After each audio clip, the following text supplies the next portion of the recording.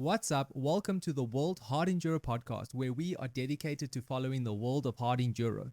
This podcast is for dirt bike lovers and those who are interested in following the Hard Enduro World Championship, as well as the riders and their stories. In this episode, we are interviewing Matthew Green. We'll be looking at his 2024 Erzbergrodeo race, looking at where he started to where he is now in his racing career, as well as diving deeper into some South African national topics. We end off with some listener questions, which you may find quite funny. I hope you enjoy this episode. The boss, he says, okay, so what's your guys' most important thing for the year? And I just slammed my hands and said, as long as there's hot chicks, I'm happy.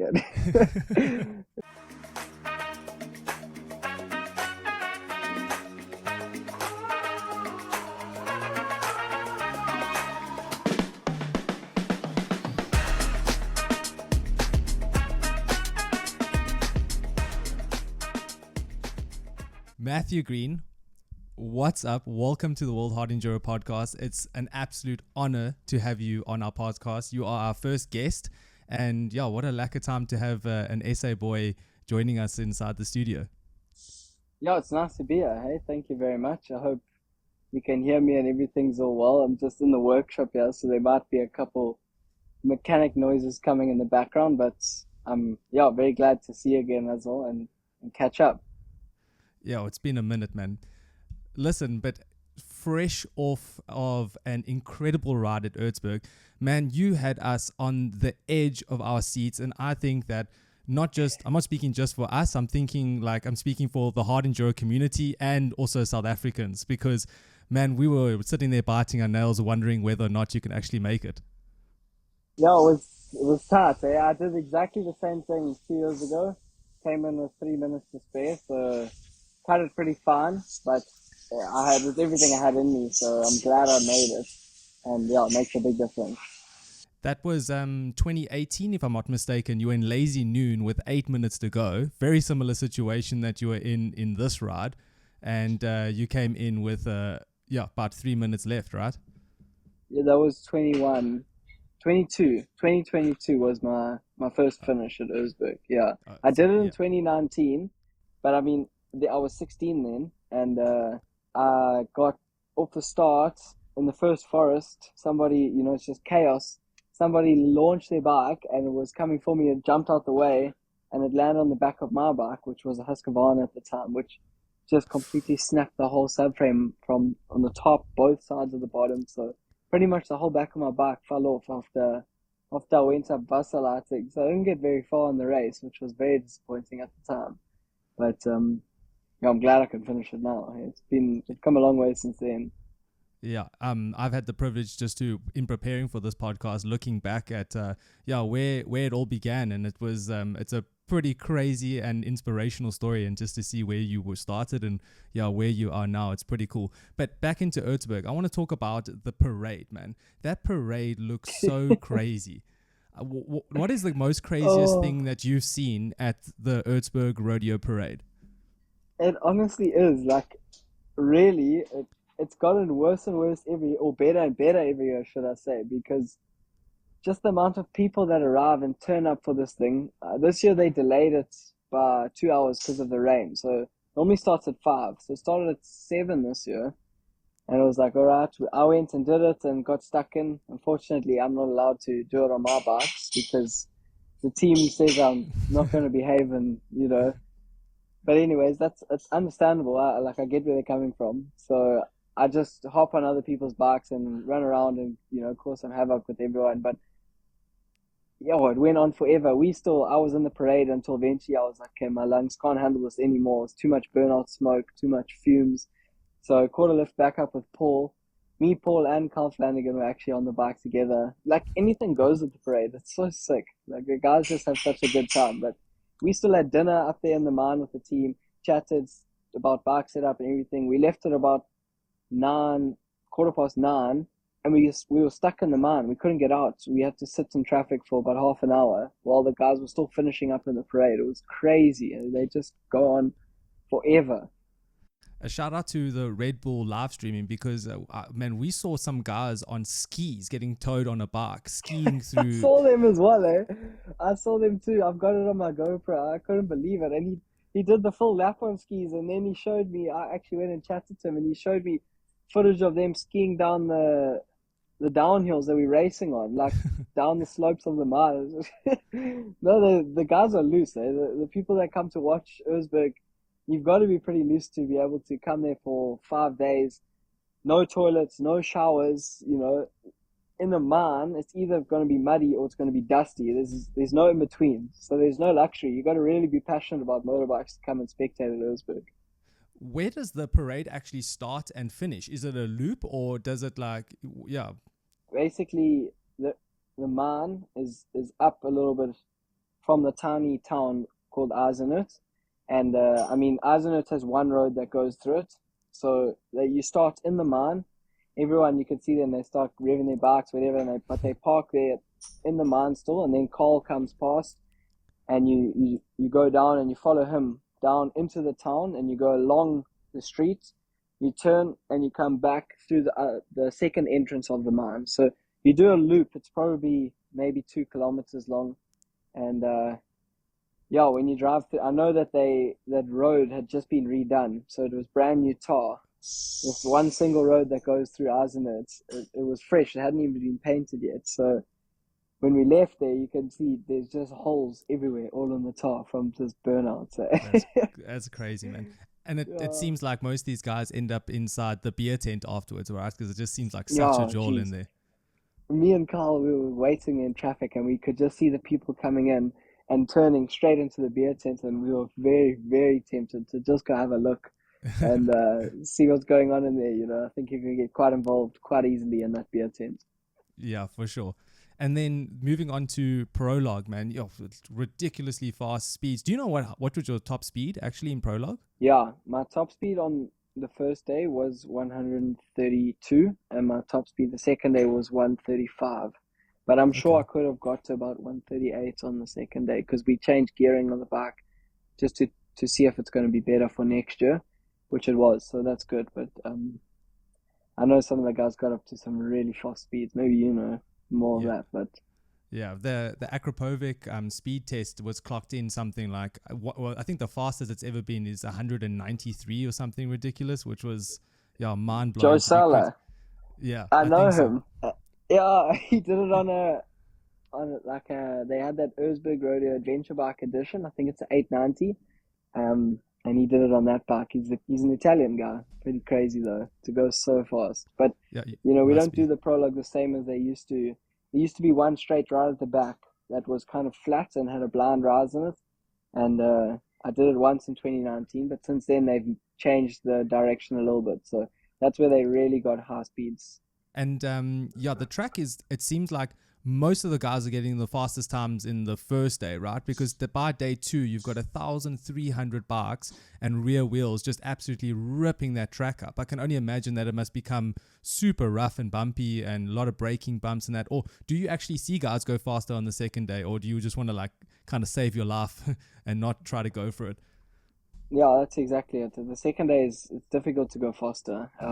And most of the guys, at least I'll judge it at least in the first 200 meters, okay, today's not going to be faster because especially this year, the track was destroyed. Being so wet leading up to the prologue, I think the ground was very soft. So all the soil had kind of been roosted out the way and there was just rocks left at the bottom. So you just end up going weaving instead of on the first day, you can just go flat out. So yeah, it's much slower.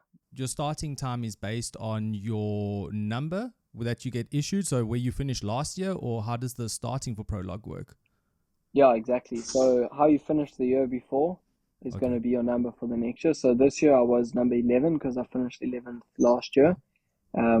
But they kind of do maybe the top 50 finish, or not finishes, but top 50 results. And then sometimes if you request and you justify that you're a decent rider, you can get a lower number, but it completely affects your Erzberg 100% because I know a lot of my mates that have gone for the first time, they very good riders, and they've been given number 700 just because they're just another number. You know, they've never done the Erzberg before. And then to try and get a fast time, my one mate, Davide, last year, I know he said he passed 21 riders on his prologue run because he was number 800 or something like that. So you really got to get a nice low number, and then you've got a chance to do well in the prologue. Because, I mean, it's down to the seconds that count. Eh? Yeah, bro. And yeah, I saw that times were so close, even between Manny and Wade, I think, like 0.100th of a second between those two in that first prologue. But also, I think like what spills over from parade is just like the mayhem. Because I saw like a Harley Davidson line up with some knobblies on, and I was like, what is going on here? Is this guy actually going for it? But I guess probably going straight to the beer tent afterwards. Yeah, the guys forget that Erzberg is, I would say, more of a festival than an actual race. You know, like it is chaos from start to finish, and literally you could see that at the main race, the start was completely mayhem. Like, you know, no one respected lifting the flag didn't matter this year. So it really is everything about it. You get there, and it used to be even worse when we were allowed to walk tracks, like, because you were allowed to walk tracks, but Erzberg try and stopped you. So you'd have to like try and dodge security and like really try break into the mine somehow to try and see these sections, and you didn't know where they were throwing you or where they were putting you this year. So yeah, it really is, honestly, from start to finish, it's just chaotic. And you just mentioned it now, and we mentioned it in our post Erzberg podcast. The jump of the start. I think Will Hoare on the inside line there. Man, that guy got away miles ahead of guys. I was like, what is going on here? And we were just thinking of like there should be or could be ways that to start that race could be a bit better, right? There could be a way that maybe makes more sense. But I think like going into tradition of Carl waving the flag and starting the race is just such a tradition that that's the way it goes. Yeah, it is the way it goes. I mean, there's a lot in the race that I would change. But, you know, I guess it's become so iconic for a reason, and probably the chaos adds to why it's so iconic. So, yeah, it's a big machine that ticks over, and we just small little gears inside of it, you know. But yeah, the start was chaos. I mean, I was lined up just in between Manny and Tristan. I thought, these boys, they always get a good start, and like the chaos thing, doesn't matter. Even though I qualified, I think I was number 12 this year, doesn't mean I'm 12th to pick my gate. So it was, when I got down there, it was full. So I couldn't really go anywhere, you know. I didn't have much choice. So I thought, this will be a good line. And then the guys jumped the start. I'm not too sure who was the first one to do it, but the guys did jump the start. And from then on, we were all like, we weren't sure, you know, they hadn't waved the flag. Some people were going, some people weren't. So, and I was now behind two guys. So if I wanted to go, I couldn't. I was at there, you know, whenever they went. So I waited for Manny and Tristan. As soon as they went, so did I. But I had a terrible start, and that really made my race much harder for me. Yeah, we saw Tristan go down on the first corner there and pretty much end up right at the back of the pack. I think Wade Young used him as traction in that first corner, getting over his bike, like literally just went straight over his bike. And it was a bit chaotic. We had some, I think Chad was in the front, a German motocross rider with Will Hoare leading in the front. And the gap actually picked up quite quickly, which was surprising. There wasn't a few, well, I mean, I guess it's because it's a high-speed section, so guys are pulling away. But the gap looked quite big. As soon as you got into first sections, though, that's when things started tightening up again. Yeah, it was. I actually watched Wade ride over Tristan's bike in real time. You know, I was next to him, and Tristan was to the left. As he was trying to stand up, I had to hit the brakes really hard so I didn't ride over him and go around him. And I've watched sort of when the guys were going up that first hill. At that point, I was 45th, so it wasn't the best. And I think the reason why we saw such a big gap in the beginning was because the start wasn't fair, if you could say. Like all the good guys, or it wasn't really in the order that it normally is. You know, normally the guys who are better riders are going to be towards the front, generally off the start. So because it was so spaced out randomly, the guys still had to, like Manny and Tristan, they still had to pass everyone to get to the front. So it definitely affected the race a lot, especially in the beginning part. But you know, like a race like Erzberg, especially having cars down so early on, the cream rises to the top, and you know the top riders, whoever's going to win, is going to get there. Yeah, that was really cool from a spectator's point of view, though, is watching Carl's Diner so early on, because we got to watch like super good action super early inside the race. Like, I mean, 30 minutes and Manny was already in Carl's. And then you just saw the groups coming through one by one, one by one. So that, from a spectator point of view, actually worked really well. And I think it did the job that the organizer intended it for it to do. So I think that was pretty cool. But Carl's Diner, I think, is also just a section that's so iconic. I mean, I'm talking from my sofa, right? So I'm talking about when I'm watching the TV, but it looks like you guys handle it pretty well. But then there are some other sections that are like let's say Moto X Highway just seems so insane. Like the level of gradient that hill stands at, it's incredible. Like, I think you had 2 attempts at it, and the second one you got up on the last section. Yeah, it was. We'll start with Carl's Diner. That's an iconic section of the race. And I'm glad they put it in early. That helped me out because, after having such a bad start, if we had to go into the hard section of the forest early on in the race, I know I would have been sat in queues. I even in the easier sections of the forest, I sat in the queue. Me and Graham, I had my watch there. We got to a standstill and I looked at my watch and it was 1:20. And when I started my bike again, it was 1:25. So 5 minutes right in the beginning of the race is massive, like towards the end, you could be pushing your bike for 5 minutes, but right in the beginning, the guys put such a big gap on you, and it's so crucial to get the beginning of every race really well. So yeah, it was tough, but I'm glad that we went straight into Carl's Diner after that, because it's quite an open track there. You can make your own lines and pass people very easily. So that sifted the guys out quite nicely. And this year's Carl's Diner was tricky, but it was long. Like, I wouldn't say it's as difficult as maybe last year's one or the year before. They've taped it much worse before and much tighter, but this year we had much more meters to ride. So it was a long time in there, and it's never easy. It's always quite difficult. I was stoked with the way I rode it, though. I think I kept my head and rode good the whole way through, which made a huge difference. What are you thinking about in those sections? I mean, it looks endless. Are you just thinking one rock at a time? Yeah, sort of. I tried to sort of think maybe like 5 rocks at a time, you want to try and piece them together. Once you get the wheels rolling, if you can keep them rolling for as long as possible until you have to turn, then that's good, because, you keep your momentum. And a lot of the time, if you're really trying to ride the thing like technical and like, you got to go there, you can slow down and lose your momentum. Whereas if you just go and I found if you just kind of have one foot on the peg and you just keep your momentum, often the bike just keeps going and, you get through the shit section that's in front of you fine. And then, from then on you reassess, where do I go now? And you try and go. So sort of like 5-10 meters at a time is ideal. Obviously, when the rocks get really big, you kind of just got to go one step or one pivot turn at a time. And some of them are pretty daunting, there's a big hole on the side. You're going to have to do this big pivot turn and land your front wheel on this like sharp point of a rock. And so it's a tricky part, You got to do some bench pressing as well in there. Yeah, man, it looks crazy. It seems like the margin for error is very low in some of those sections, and when you get it wrong, you end up going down pretty hard. You just almost lose your leg in a hole, and then ends up the bike coming down on top of you.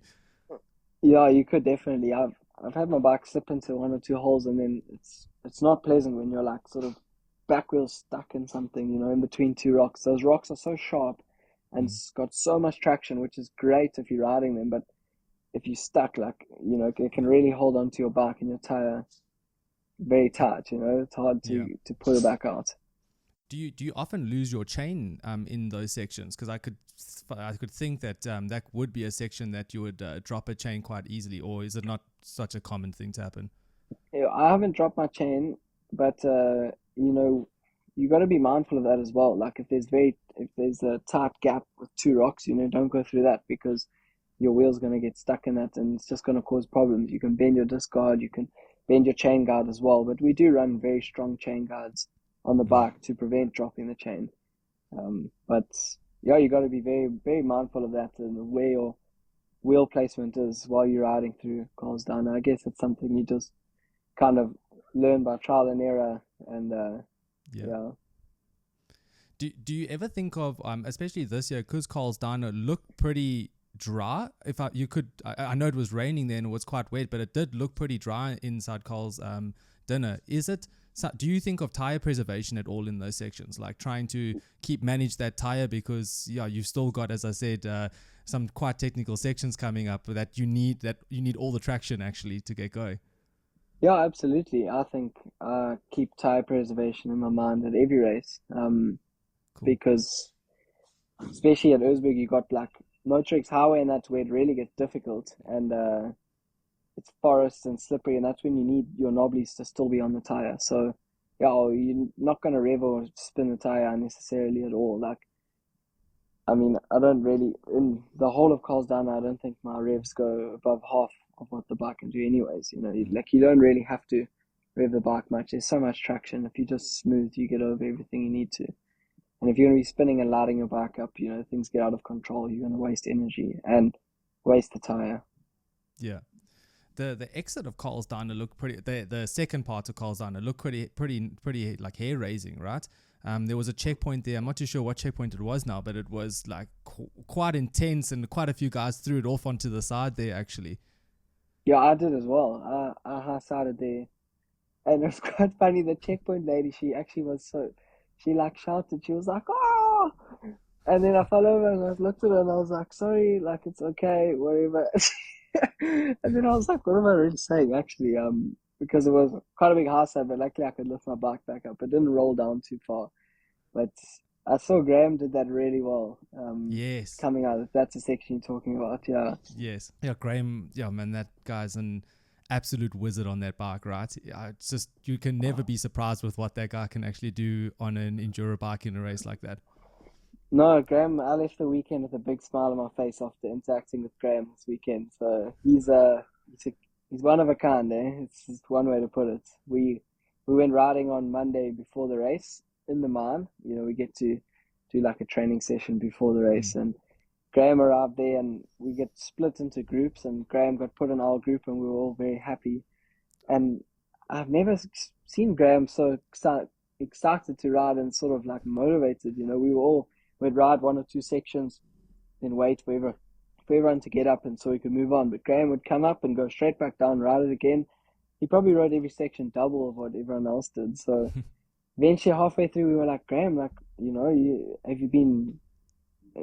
excited to ride? And he's like, yeah, I'm so excited. I've been kept up at my house there in Spain. I've just been training and I'm just so excited now to ride. And he was making jokes and smiling, and we watched him through Carl's Diner when we were training, and it was really quite incredible. And someone even pointed out while we were all watching him, they were like, check at him, he's even just got a smile on his face, and he really did. He was riding up, we were in Dynamite, and he had a big smile on his face. Graham, like, what's up with this? And he was like, no, he's just like so excited. So yeah, it was amazing to see, and to come fourth at 49 is quite a feat, eh? Yeah, for sure. And when we saw the battle between him and Mario happening throughout the day, it didn't look, he just looked so comfortable. Like this was his happy place, right? He just felt like super at ease, and he was just super stoked to be doing what he was doing. And you could see that as well when he crossed the finish line, and he was just like, smiling and super happy and chuffed to be at the finish line. And it's really cool to see. Yeah, no, I'm very happy for Graham that he had a good race, and I think he could have done even better if he had a better start, because I followed him for about 5 or 6, even more, 7 or 8 checkpoints in the race from the beginning. I think from the second checkpoint we were together, and I thought, okay, Graham knows how to pass riders, let me just stick on him. So that's what I did, and slowly he ticked off all the riders, and I was there behind him, so it was great. We went into Carl's Diner very close together. Okay. And that was the last I saw of him, of course. Can you find different lines and follow his lines and try to be like a bit more creative with your riding when someone like that is in front of you? Like with Graham, like, is there, like, at what point did you lose him? And like, are you finding those like pretty sneaky lines that he's seeing that maybe you're not seeing? Yeah, well, absolutely. He's done the race way more than I have, and it follows generally the same direction. So he knows that, if you just cut one corner, as in like you just go on the inside of a tree instead of around it, so you're going to save 5 seconds there, and if you can just stick on him, it's much easier. You can do all those little lines. I can't remember exactly the points that I lost him, but yeah, if you try and stick on him for as much as you can. I think I actually do. It was we were stuck in traffic. There was a lot of riders, and he took a pretty creative line, and then I was like, awesome. And then as I was trying to go there, someone saw that he did that as well, so they cut in front of me and did it as well. So then there's one guy in front of you. As soon as you kind of lose sight of someone, it's quite hard to catch them again. So yeah, that's where I lost Graham.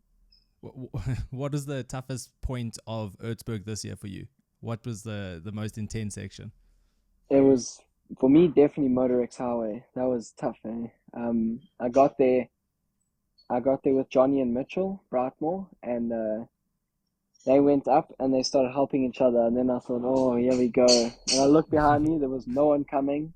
And I said to them, hey, boys, do you need more help? And they said, no, they're fine. So I said, okay, well, this is it, I'm gonna have to buckle down now and get up this by myself. So I had 3 attempts to get up that first step where there was a big log, and and then from there a lot of pushing to get out of that. That was tricky. And when I was right at the top, there was a really sketchy off camber, and then Mark Reba arrived behind me.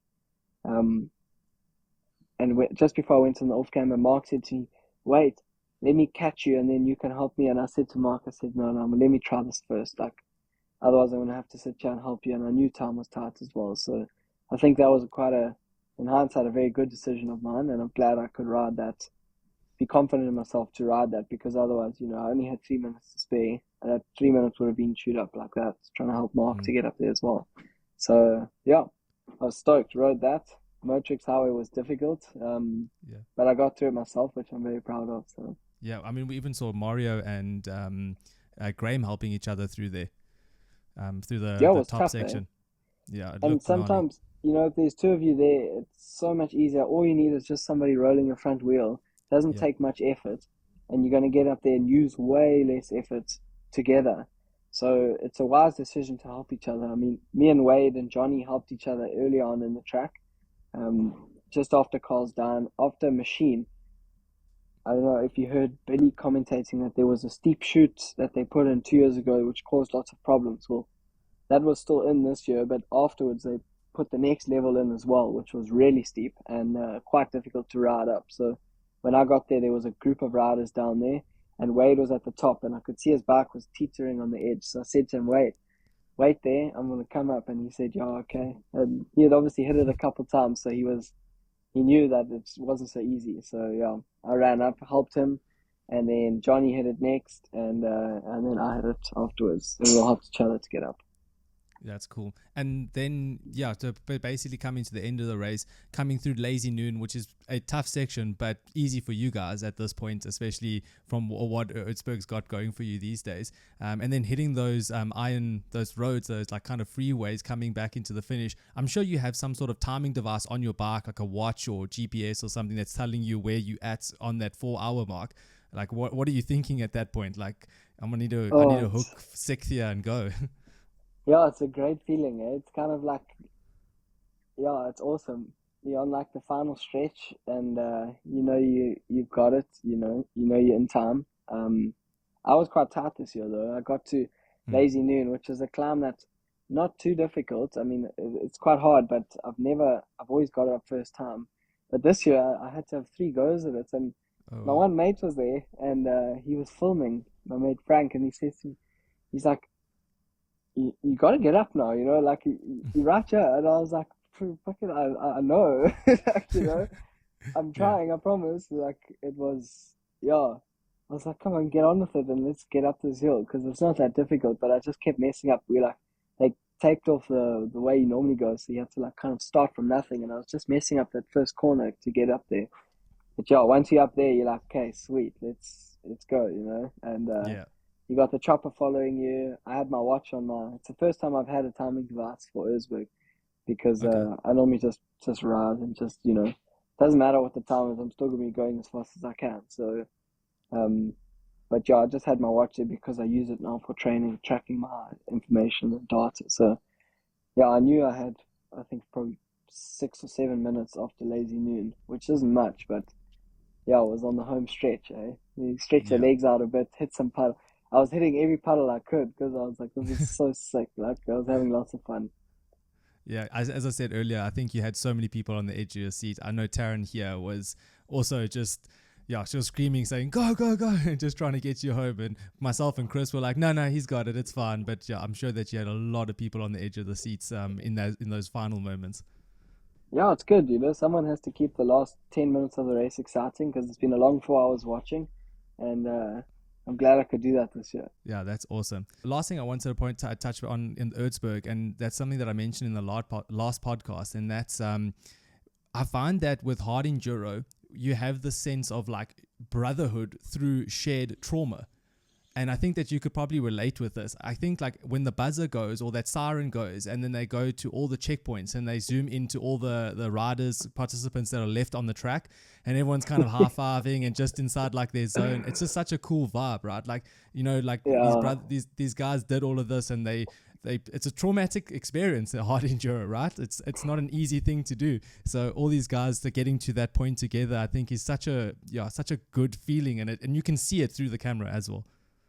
Yeah, it is cool. Hey, you've gone through a lot to get there, to as far as you've gotten, and you know that everyone who's there amongst has gone through exactly the same thing. So Yeah. it's quite a cool thing about our sport, like it really brings, I guess all sports do that actually. It doesn't matter who you are, where you come from, or how old you are, you've got this one common interest that brings you together, and like, especially during a race, the only thing that matters is what's going on that day. So yeah, it's a cool thing. I enjoy it a lot. We have a nice sport and everything about it I like a lot. So I'm very glad that I can do it as my job now. Yeah, dude. And speaking of the sport, it started all back in 2010, if I'm not mistaken. Signing for Kargo Racing. Yeah, well, I was with you then. We were teammates. Yeah, that was it. I joined a bit later. I think I was there from 2012 to 2014, I think was my year. So 2 years racing there. But yeah, going back and just seeing like all the photos and the photo shoots that we did for magazines at that time, that was super That was wild. fun, eh? Yeah, it Yeah, was so cool. Good old days. yeah. I first joined Cargo in either 11 or 12. I want to say it was 2012, but Yeah.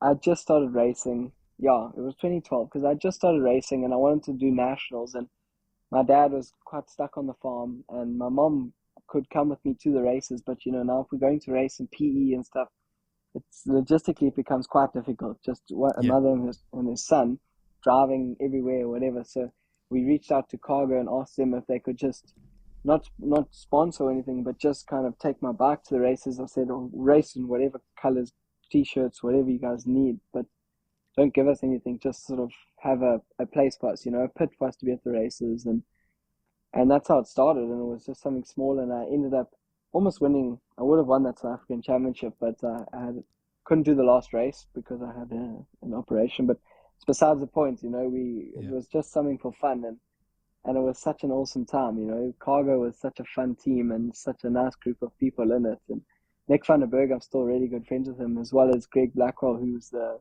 owner of Cargo.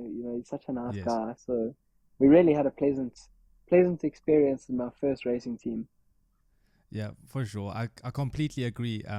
For myself as well, that just was it was a really cool vibe, really cool family vibes, and it was such a factory-ish team. It had such good support. We had such a good pits. We had the t-shirts and everything, right? And we could just ride whatever bike we wanted, whatever color we wanted, and just go out there and do our best and have a good time. Yeah, it was fun, eh? I had a lot of fun. I mean, I was in the team for 5 years. It was like awesome, and the support, just as I progressed my racing, the support came as well, and it was never like, it was awesome. We had a lot of fun, eh? I was my 65, 85, and 125 years were in with Cargo. Yeah. I was about to say, so when I was doing some research for this podcast, I found 3 clips from our team shoot. One of them I was a part of inside 2014, but then there was also 2015 and 2016. You were on 85 for 2014, 2015, and then 2016 stepping onto a 125. And man, yeah, you're looking small on a 125 back then, I must say. No, I was. I was always like one of the shortest in my class, and like, you know, I was a bit late to the party to start getting tall and growing up. So yeah, I had to learn. I mean, maybe in hindsight that kind of did help me because I had to learn how to ride the bike so much. Couldn't rely on just pushing it around and putting my legs down. So that was Yeah. very short back then, but it was fun. I remember that photo shoot in 2014 when we were riding up the elevator. I'm sure your bike must have gone in the elevator. We were Yes, sitting in the boardroom and all those fun things. It was good, eh? that's it. Good Yeah. times. I'm gonna put them in the show notes below as well, the links to the YouTube video. So anyone that's Yeah, listening that's please, eh? interested, have a look at it. It was pretty fun for us as well. Yeah. It was fun. I Um, do. Only thing I remember is that I was 13 and the boss, he says, okay, so what's your guys' most important thing for the year? And I just slammed yeah. my hands and said, as long as there's hot chicks, I'm happy. Oh, it was funny. Eh? No, good Yeah, that fun. was good, dude. And then I think from there you moved on to Prepson Plastics SA team, right? So Husqvarna SA at that time, the main team. Yeah, so that was when I went onto the South African factory team.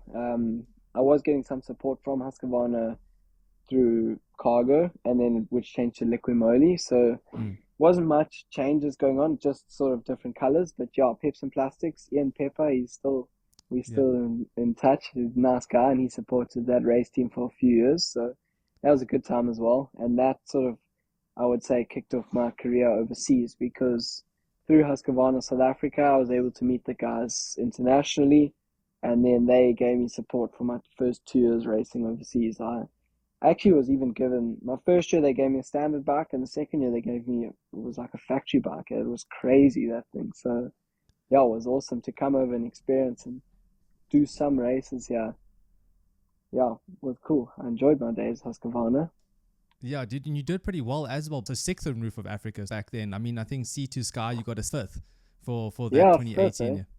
Yeah, No, it was that fifth at Tita Sky. Was shocked. I mean, I was 16. I just turned 17. Maybe I was quite young, and my first time there. But Tita Sky, the South Africans always do well. And it's an awesome race. So that was a big result for me at the time, and it was still under the umbrella of Red Bull. So it was like yeah. seen as quite a big race then. Yeah. But yeah, my youth of racing, what a fun time, eh? I can't stop mentioning it, but it's been so cool. Like, as I said, looking back and seeing the progression and yeah, firsthand really. And I think a lot of the boys from SA also have seen it, and you probably mates and you're riding with him all the time when you go back home and stuff. So it's super cool. And Yeah, but then for 2021, that's when you really started like leveling up. Let's say you got your team deal with Rigo Racing. yeah. So 21, I mean, 2020 was when I left school, and it was COVID, so nothing really happened that year. Just a lot Mm. of partying and a lot of carrying on back home and getting Yeah. up to nonsense. And then it was like, okay, things started kind of settling down in 2021, and I was just reaching out to as many teams or trying to figure how am I going to do this year, and got in touch with this team, Rigo, and they had supported Carl Flanagan at the year before, but Carl wasn't able to race a season in 2021 because he'd taken over business and he Oh, wasn't able to do it. So they kind of had an open spot, and I think the timing was probably good that they saw that I'm interested, and they said to Carl, "Do you know Matt?" Like, and Carl said, "Yeah, give him a chance." So yeah, I came over here. We were so restricted to traveling and stuff then. yeah. So I couldn't really fly back and forth so much. So I kind of just came here and I was like, all right, I'm here to stay, So moved in with my team here who didn't speak that much English really. And we were kind of Yeah. like, I'd come from South Africa during COVID, and we had these like South African variants, and there was a lot up in the air. It was like tough waters to navigate then, but Yes. yeah, we made it work, and it was awesome, man. 2021 was a good season. We had the first two races actually even got cancelled, Lagares and then Erzberg. So it was like I was here for 2-3 months, didn't even race, like. But it was fun. Yeah, I enjoyed it and learned a lot. I think it was like my learning years. Really, you don't know what to expect. Everything's new, and I was amazed at what was at my availability here with Yeah. this team. The amount of things that they could do to the bike, and we just rode every day and just tested new things all the time. And like, I would say, "Yeah, I'm thinking of this," and they're like, "Yeah, why don't you mention it? You know, we've got one of those. Like, let's try it." So it was So cool. cool. Really, really Yeah. got in sync with the bike and in sync with the team as well. And we got some good results by the end of the year. Yes, I think you ended up the year in P12, if I'm not mistaken, in the pro class. At that stage, there was no Yeah, junior class, right? So that was the yeah, last year of no junior class. that was the last year of no junior class. I remember Erzbergrodeo. There Yeah. was me and Yes. I was 11. Me and Dominic or Zoe were tied for 10th going into the race. So whoever was going to win that race between the two of us would be 10th in the championship. And Yes. I qualified 16th, and 15 guys went through to the final. Oh So man.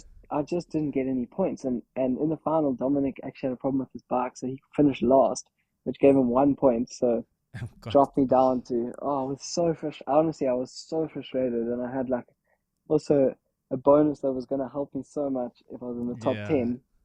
And I was like, I just couldn't believe my luck, you know. I was like, this is, at the time, it was the worst thing that had ever happened to me. It was so unfair, but Yeah. it wasn't unfair, you know. I just didn't qualify well enough. So yeah, doesn't mean anything now, but back then it meant a lot to me. Yeah.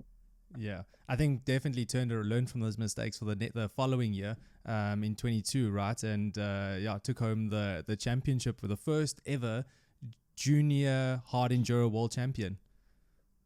Yeah, 22 was a good season for me. I enjoyed it, and like you said, I'd been to all the races then in 21 and experienced things and knew what to do, and then 22 came into it and got some good results. Finished Erzberg for the first time. That was a massive highlight for me, Yeah, especially in such a difficult year. And from then on, we went to Aberstone, and I finished fifth then, and that's still to. I mean, I remember how well I rode then. I was felt so good on the bike. Felt everything sort of clicked into place. So that was awesome, and yeah, ended up winning the Junior World Championship, which was something new then. And you know, there wasn't that many juniors, so I wouldn't say the competition wasn't that strong, but like the juniors didn't really race the hard enduro thing. It just wasn't really a thing. But it's amazing to see how that's changed now at Erzberg. I know at the prologue there was 11 juniors yeah, in the first row. I mean, like that's crazy. The juniors are really pushing and yeah. doing well. So it's clearly working what they've started, and introducing a junior class was a very wise decision. Yeah, it's a progression, natural progression of the sport, right? Like you obviously you have your top riders, but you also need to nurture those up and coming riders and allow them a platform to get into the hard enduro. It's not a super easy sport to get into, right? It's, as you said, you need to move either to Europe or you need to try to make a plan to get to all the races. So cutting it down, so not having all the races in the calendar, I think is quite a good thing, and it seems to be working, as you said. Yeah, they've made some good decisions. I'll give it to Winnie and Ricardo, the guys Yes. who run the series. There was a good idea putting in the juniors and the way they've done it as well. Now they have 5 races and they're doing Romaniacs as well. I know they get half price entry on the Romaniacs, so Oh, awesome. there's lots of little ways that they're trying to make it easier to be introduced into the sport, which is cool, and it's clearly working. So results Yeah. don't lie. And also they've got the Klim Junior program now, supporting the juniors with training courses with Paul Bolton and stuff, trying to get them like acclimated, let's say, to the world of hard enduro, and not just on the motorcycle, but also off the motorcycle, right? Because as you know, getting sponsorships and doing this, yeah, you have to be a good rider and you have to win, but you also have to, share the brand and do all the media stuff as well in order to get those sponsors out and to give them value. Yeah, no, for sure. Paul's the right guy to be talking to and learning Yes. from, and no, they got lots of ideas, and it's good that they're doing all of it, And Yeah. as a junior, I would just recommend you try and get as involved as possible. Like everything they offer to you, take it with both hands and run as far as you can with it. So yeah, it's really cool. It's nice to Do you see. know how you can get involved in that series or with like the Klim Junior course? Do they approach you or can you actively approach them? So, as far as I'm aware, if you signed up and registered to race and do the junior races, you have to sign up to be a part of the championship, then you'll just be sent your email. And I got it last year, so we just got sent emails and stuff like, hey, this is what we're doing. Like, if you want to be involved here, just fill out this form. Didn't charge you anything, or they didn't have to like go out your way. But they did a camp at the first race. I don't know what else they've got planned for the rest of the year, but yeah, they're quite in touch with them. Like the guys personally deal with them on emails and stuff. There's not a huge amount of juniors. There may be 15 or 16, so it's not a huge logistic thing for them. And then moving on to 2024, we had Valley's Hard Enduro and now Erzberg, 2 down, quite a few to still go. Serbia is next with X-Cross. I think you got P13 inside Valleys, which seemed really interesting. I think there were some last minute changes happening on the ground there that Mario was verbally not so excited about, with shortening the race and such. How was your race? Yeah, Valleys was interesting. Obviously I think it's always raining there, so you can't really set a track for the dry and it was always raining. Like that, Wales is just known to be wet. So the fact that we didn't have rain for like 4 days and it was just very hot is very strange. They can't really predict that. So the track was set in the wet and then we raced it in the dry. And it's not that it was easy, but the pace was just a lot faster because it was dry, like it was super physical and it was just a sprint. So Mario likes to do long and hard races, and I know he drives his bike for 6-7 hours when he's training, so he's very fit, and that's going to suit him, which is cool. Yeah. So but you got to adapt to every race, and if it doesn't suit your style, then what can you do? You still got to race. It's the same for everyone. It's not like the track's any different. So it was quite faster than normal, but it wasn't easy to say.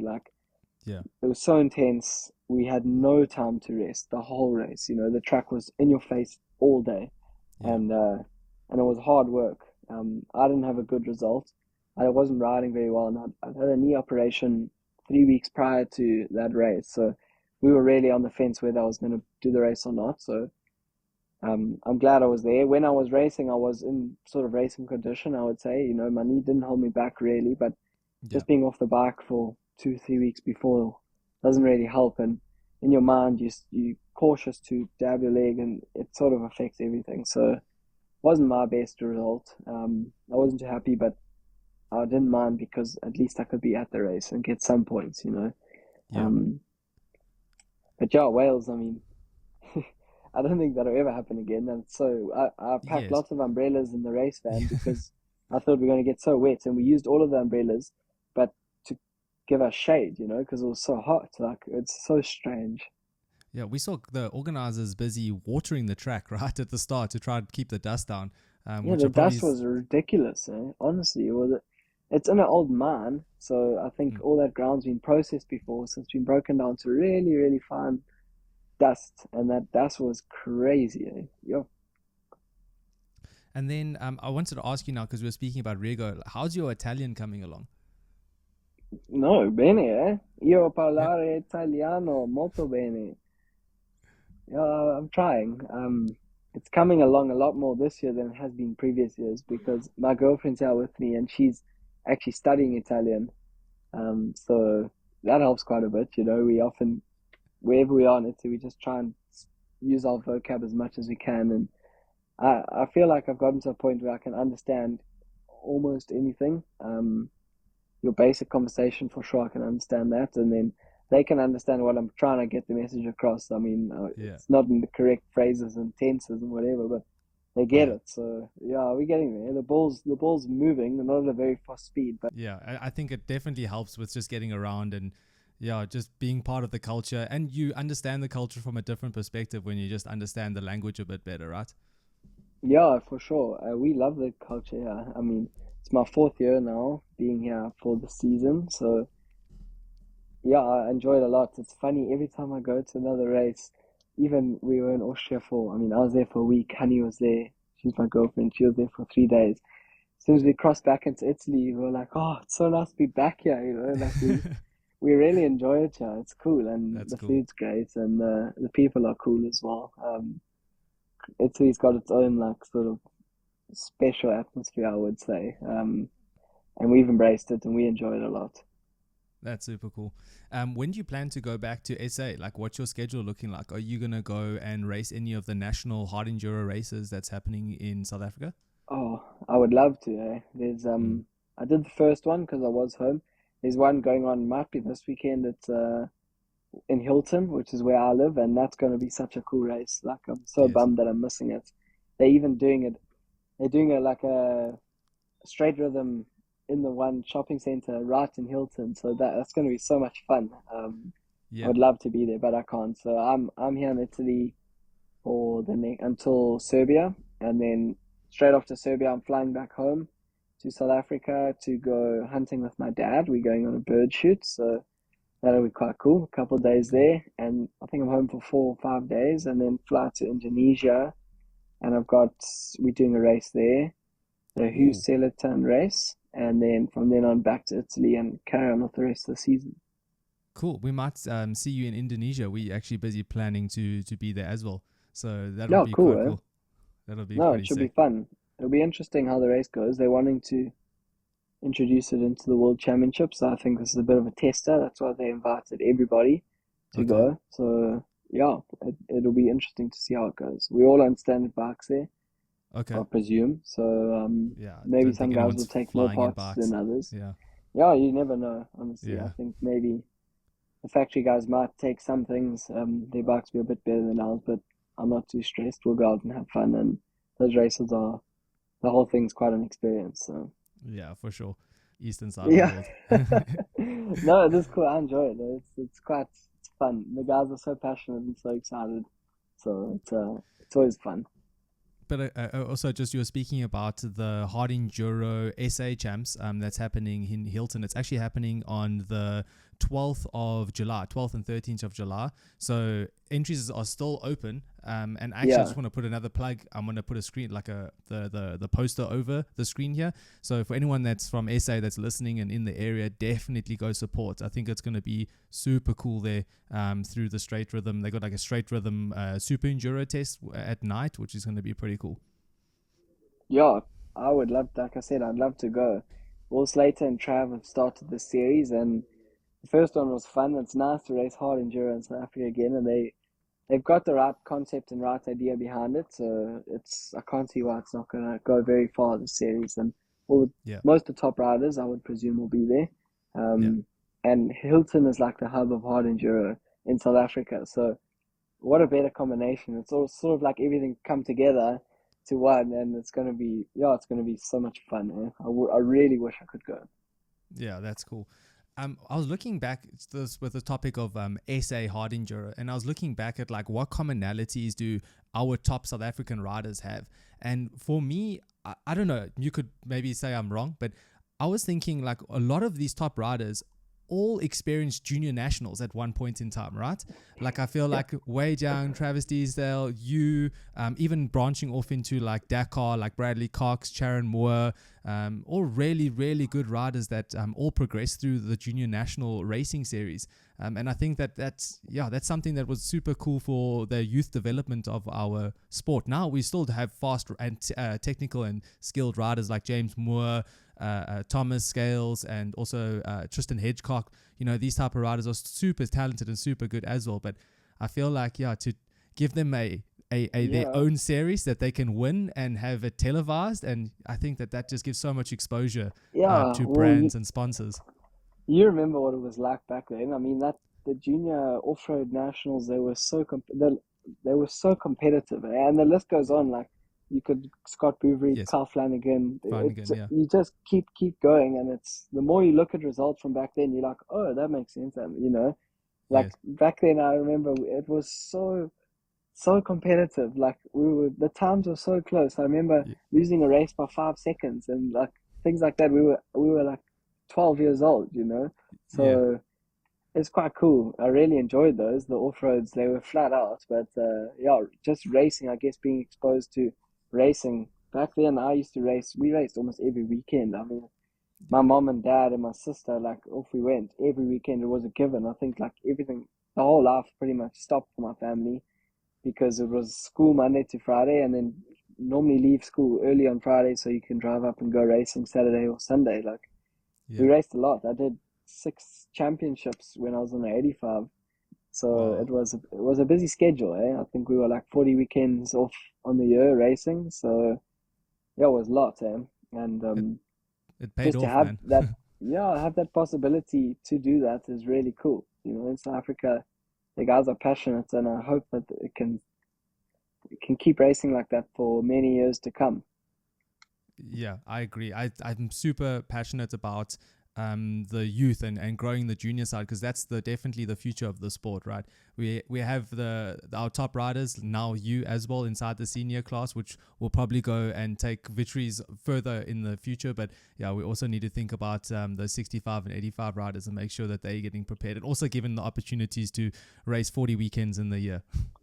Yeah, it's exactly it. I mean, 40 was quite excessive, but Yeah. it's nice now that they've kind of embraced I mean, when I was on a 65, there was it was like WFOs, or sort of your harder races, was not allowed for 65s, and they made some exceptions for me. And my dad was the chairman of the KZN racing board then, and they slowly tried to let the younger guys come in and give the harder races a go. I always enjoyed the harder races more, so now I think it's pretty open. Like you can get soft tires for these small bikes, and Yeah. the younger guys, they're allowed to have a go. I mean, they probably have to have someone following them, but that's understandable because you don't want a 12-year-old kid out and No. getting hurt or something. So it's quite cool that they've come along and sort of been open to those ideas and slowly allowed that to go in. And yeah, it's very cool. Eh? It's nice to Yeah. see the young guys pushing from such a young age and so motivated.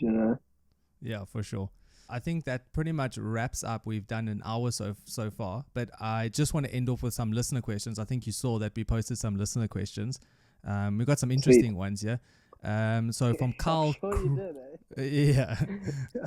So from Carl Creedman, what does your typical nutrition and hydration look like before and during the race? And you would love to know what Matt does to combat that. Yeah, what I do before the race, you got to try and stay as hydrated as possible. It depends from race to race, sort of how long we're racing for and what the race format is like, But Yeah. if we're doing a multi-stage race, after every day, I'll make sure I get in lots of protein shakes, and really try and let my body recover as much as possible, magnesium, things like that, and eat a lot, to try and just get everything back in your body so you can start on a good level again. But for a race like Erzberg, it's all in one day. So before the race, we ate big breakfast. We had oats in the morning, and we made these sandwiches. Me and Carl sent bananas down to the start, and yeah, we try and eat as much as you can before the race, because you're going to burn that up pretty quickly. Then in my tripper, I had Cadence, which is just doesn't have to be brand specific, but a carb mix. I put a lot of carbs in my water. Normally we're allowed to change the backpack, but for some reason they said this year you're not allowed to change backpacks. So I had Okay. just a bottle with more of that stuff in. So when I got to the fuel stop, chucked that in my back and carried on. I think I did 5 or 6 liters, probably 5 liters drinking during the race of Erzberg. But yeah, high carb mix is going to help you as much as you can. Another thing I also eat is macadamia nut butter. Just try and hoover that down at the fuel stop. We don't have much time to eat, and time very precious at all the races. So that I feel like I can fill my mouth up, and then while I'm riding, slowly drink and try and wash it down. So I Yeah. don't have to be chewing too much because it's difficult. But if we had like Romaniacs, they give you 20 minutes of the decontrol, so you're able to chew, and then it's quite easy. You can eat sort of what you want. So I'll eat like a whole avocado and a whole lot of grapes, probably like a whole tub of grapes and some sweets. And I try not to. I never have goos or like gels, energy gels, none of that shit. I don't think it's very good. I think All maybe it'll right. last you 10 minutes, and then afterwards you back down to square one. So um, I try and eat long-lasting things like sort of fatty foods and dense, nutrient-rich foods. Yeah, I'm taking notes here just as for my racing. I think that's really good. We've got another one here from Mitchell Davis. How much do you change bike setup from race to race? From race to race, not too much, eh? We a bit. Of course, like Erzberg, the prologue, the bike set up very differently for the main race because one is flat out and one is most technical that we do. So that's a big difference. But like from valleys to Erzberg, I didn't really change anything, I don't think. Of course, your tire setup, your moose setup, that changes. That's probably the thing that changes the most from each race. Just depends on how hard the race is, how wet it is, how long you're going to be racing for as well. So it's how you decide which tires and mooses you're going to be using. Cool. And what brand of tire and moose do you use? We use Riga Gome mooses. I think they're the cream of the crop for mooses, and it's so easy, and it gives me so much peace of mind because I know I can take a brand new one and put it in my tire, and it's going to be the same at every race, and it's as soft as I need it, and it's not going to collapse for sure. So that's cool. I mean, back in the days, you used to have to drill mooses and ride with them. Yeah. Then when they got good, you like sort of hid Stole that thing them. away until, it was like you protected that moose at all costs. But now it's so cool. We can just chuck a brand new Riga Gome Extreme, the soft one, and the small one. That thing goes straight into the back tire, and it's perfect. And they actually sell them now in South Africa. So if anyone wants to get one, you can, which is so cool that they bring them into South Africa. It's an Italian-made moose. And then tires, our team isn't bound by any tire, so we can use Michelin's or Metzeler. Those are the two that I generally use. Cool. And then we got a question from Reese Corbett. Where is your favorite place to ride in KZN? Maybe this is a riding secret, so I understand if you don't want to share, but No, there's no secrets. Hilton is awesome, man. Really?